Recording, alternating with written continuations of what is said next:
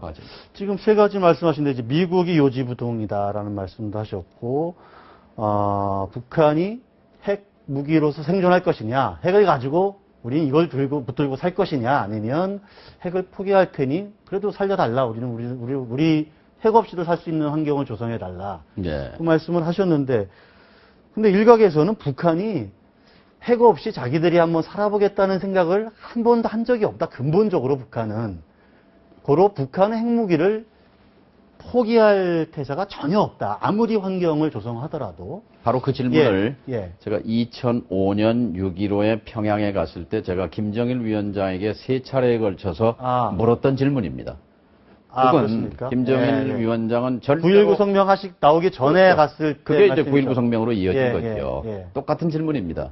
북은 어떤 경우에도 핵을 포기할 생각이 없다는 것이 국제사회의 생각이다. 정말 당신의 궁극적 목적이 핵 보유냐? 네. 이렇게 물었을 때 아니다.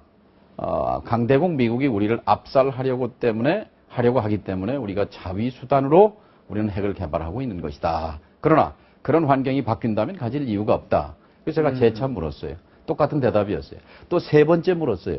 내가 엊그제 국회에 갔는데 통일부 장관이 참 순진한 사람이다. 절대로 김정일은 핵을 포기하지 않는다.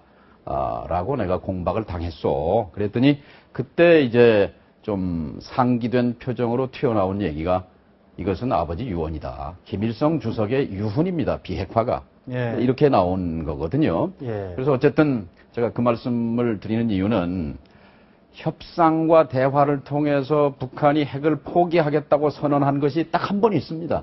이 핵무기 북핵 역사 24년 중에 그게 2005년 9.19에 북이 핵을 포기하겠다고 선언했고 그리고 북이 원하는 것을 받았잖아요. 뭘 받았느냐.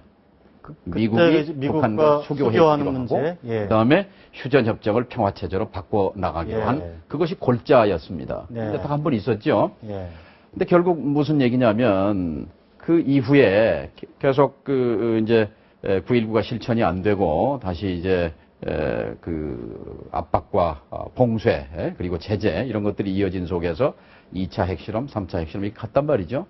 결과적으로 지금 해결할 수 있는 방법은 세 가지 아닙니까? 하나는 무력, 주먹, 하나는 협상, 하나는 세 번째는 그냥 대책 없이 그냥 가는 거예요. 놔두는 거죠, 방치. 지금 오바마 정부는 말은 전략적 인내라고 말합니다. 그런데 실제는 방치거든요. 지난 6년 동안 방치되어 왔습니다. 이 방치된 6년이야말로 북한 핵의 전성기였습니다. 이때 핵실험을 2차 핵실험, 3차 핵실험, 2차 미사일, 3차, 4차 탄도미사일 성공까지 이렇게 이번에는 이제 핵실험 4번째를 예고하고 있단 말이에요.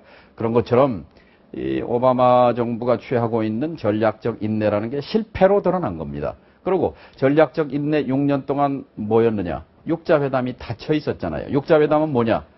북한 핵을 대화와 협상으로 한번 해결해보자 하는 틀이었잖아요. 그 틀을 닫아놓고는 다른 방법이 없는 거예요. 결국 압박해보니까 그것도 안 됐어요. 그럼 또 어떤 경우에도 우리는 이 북한 핵 문제를 전쟁을 통해서 해결할 수는 없는 겁니다. 그렇다면 나머지 선택지는 대화와 협상밖에 없는 거죠. 그리고 대화와 협상을 통해서 우리는 성과를 만들어낸 적이 있어요. 북의 핵을 포기하겠다고 했지 않습니까? 그 다음에 지금 오바마, 푸틴, 시진핑, 미국, 중국, 러시아의 정상들은 만나게 되면 북한 핵 9.19로 돌아가자. 2005년에 이미 합의했지 않느냐. 이걸 이행하자. 이렇게 말한단 말이죠. 문제는 뭐냐. 이게 지금 생각은 그런데 이게 작동이 안 되는 거예요. 바로 여기서 어떤 이제 과제가 주어지느냐. 바로 한국이 나서야 하는 겁니다. 한국이 나서서 육자회담을 돌려야 하는 것이고 9.19를 실천하도록 해야 하는 겁니다. 2005년 북한을 믿을 수 없는 측면이 있지 않습니까? 이제 3번을 질문을 했는데 뭐 김정일은 그럼 나는 끝까지 핵 보유 자체가 목적이다 이렇게 얘기는 안 할 근데 걸로 보고 또 하나는 그렇게 이제 말해서 그 말이 중요한 게 아니라 그렇게 해서 이제 제2의 6.15 시대라고 할 만큼 남북 관계가 소통이 이제 활발해지고 그리고 우리가 적극적으로 제가 미국에 가죠. 체니 부통령 또 미국의 정책 당국자들을 설득하고 북한이 핵을 내려놓는다는데 돈 드는 건도 아닌데 그 북한을 인정하고 한번 해보자. 수교한다고. 당분간 한번 그렇죠. 해보자. 예. 우리가 미국을 설득하고 우리가 북을 설득하고 그래서 육자회담이 열렸어요. 열려서 마침내 결과물을 만들었어요. 그게 뭐냐? 북한이 핵포기 선언을 세계 만방에 한 겁니다. 그리고 또 이것이 실천으로 들어갔잖아요. 실제 핵포기 수순을 착착 가다가 이게 결국 그 중간에 좌초된 거지요.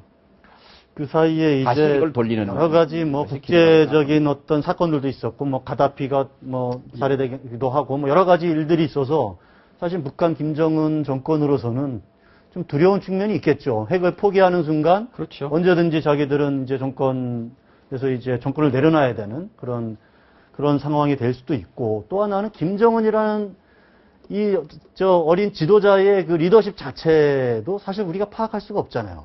김정일 시대보다 불안정해진 건 사실이지 않습니까? 예. 그러니까 더더욱 이 핵무기에 대한 집착은 더 강해질 수밖에 없는 것이죠.